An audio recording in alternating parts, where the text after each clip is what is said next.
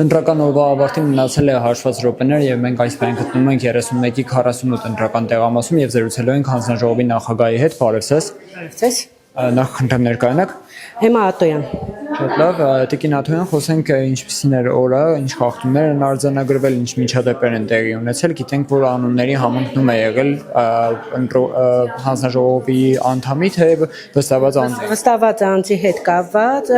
ասեմ, որ ամեն ինչ նորմալ, բնականon հունով ընթացքը գնացել է։ Մի խախտման արսան չի ասի խախտում, մի հատ արսանագություն են կրած, դիտորդի պնդման, որ վստահված անձը նաև պատգամավորության թեկնածու է, պնդեց, ես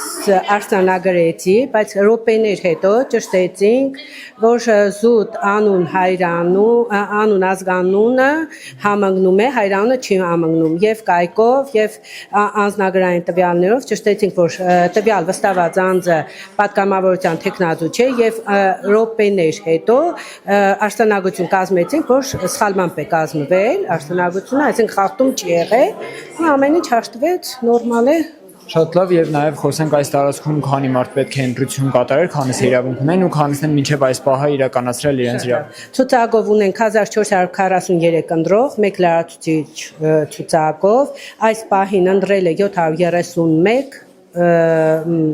ցուցակով ընտրող եւ 1 լրացուցիչ, այսինքն 732 ընտրող։ Այսինքն ընդհանուր օրը ակտիվ եք դուք ինքներդ։ Ակտիվ է եղել,